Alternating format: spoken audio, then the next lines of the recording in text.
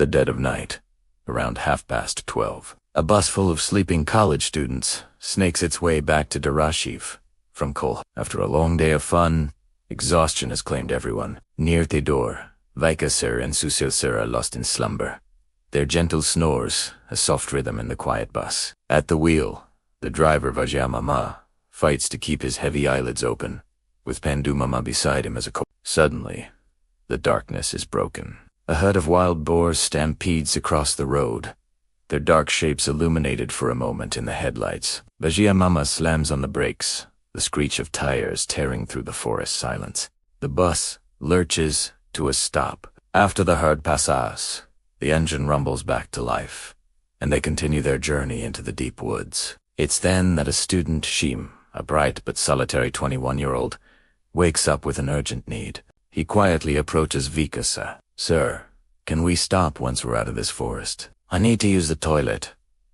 Vikas, sir, groggy, agrees. A little while later, the dense trees give way to a more desolate, open stretch of road. Stop the bus here, Vikas, sir, tells the driver. He steps down his torchlight, cutting a nervous beam into the darkness. Shyam and another student, Shrikant, head for the cover of some large bushes on opposite sides of the road. A moment later, Shyam returns to the bus, but then a sharp scream pierces the night. It's Shrikant. Everyone rushes over, hearts pounding. They find him hopping on one foot, grimacing. A thorn, he gasps. It went right through my slipper. Just as relief begins to settle in, the rumble of an engine approaches. A lone biker pulls up beside them, his face etched with worry. You shouldn't have stopped here, he warns, his voice low and urgent. This area is known for the Chhalava, a spirit that deceives travelers. Vika sir scoffs, waving a dismissive hand. That's just superstition. Driving at night, when you're tired, can make you see things. That's all. But Shyam, his eyes wide in the gloom, speaks up. No, sir. The stories say the Chhalava preys on weary travelers just like us. It traps them, making them drive in circles until sunrise. A chill runs through the small group. Ignoring the warning, they climb back onto the bus, the bikers' words hanging in the air. As they drive on, a sense of unease begins to creep in. Shyam presses his face against the window, his breath fogging the glass. Wait, he murmurs. He points to a closed tea stall by the roadside. We passed that already. A few minutes later, he points again. And that overturned truck, I saw it before.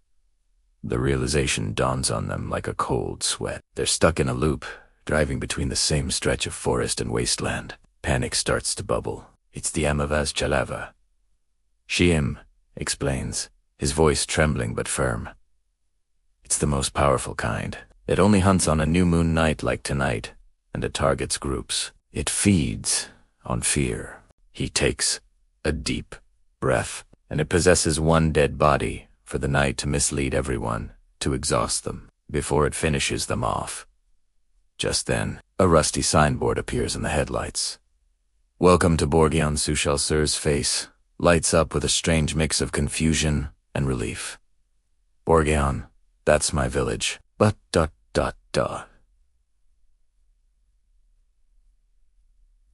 How? We shouldn't be here this fast. Shyam shakes his head frantically.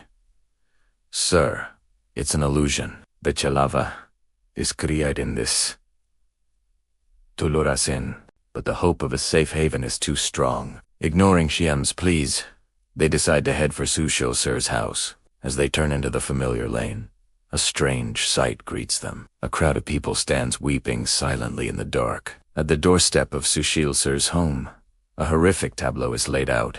Vibhuti's bloodied and still his wife, his 2 children, and his parents. An old and eyed man steps forward from the crowd. Your wife did this, he rasps, pointing a bony finger. She killed them all, and then herself.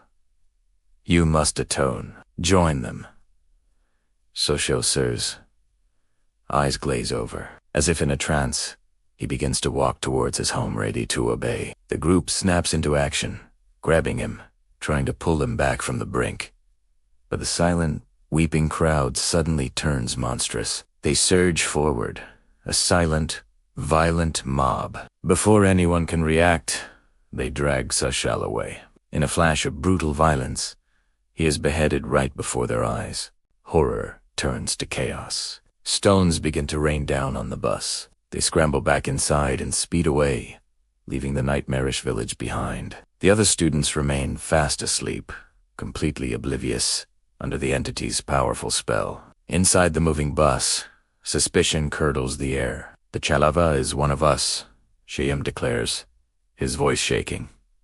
"It's in this bus. It's one of the 5 of us who are awake. Me, Trikan, Fika Sir, Pandu, or the driver." He points a trembling finger at Shri. "I saw a shadow near you by the bushes," he accuses. "My nephew is not a monster." Pandu Mama roars, defending Shrikant. The paranoia explodes into violence. Vikasa grabs a heavy iron rod from under a seat and swings at Shrikant, but Pandu intercepts the blow, wrestles the rod away, and in a blind rage, strikes Vikasa. He falls, lifeless. The driver, seeing his friend killed, lunges at Pandu. But Pandu is faster, grabbing a shard of broken glass and stabbing the driver. Outside, the mob from Borgan reappears, their torches like angry fireflies in the darkness, closing in. Shyam turns to a terrified Shrikant. "It's him! Pandu is the Chhalava," he hisses. "He killed them both. You have to stop him." Lost in a storm of terror and confusion, Shrikant looks at his uncle, the man who just defended him, now a killer. Believing Shyam's desperate lie, he snatches the shard of glass and lunges at his own uncle, slashing his throat. And then, a sound more terrifying than any scream fills the bus. Laughter. "It's Shyam, fools," he kept, his face twisting into an inhuman grin. "I am the Chhalava."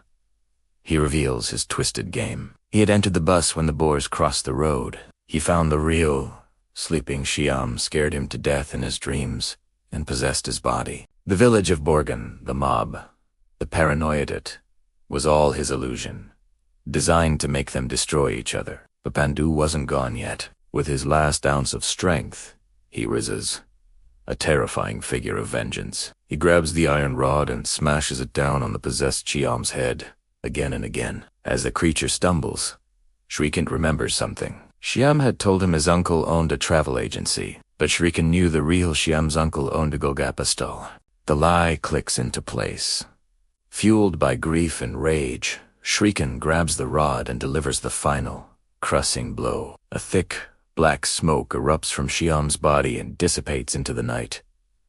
The Chhalava's essence is gone. In the back of the bus, the sleeping students begin to stir, waking up as if from a long, dreamless sleep. For the first time in history, an Amavas Chhalava had been defeated by its human prey, and as the old lore dictates, when the entity loses, its spirit dissolves, finally finding release from its endless hunt.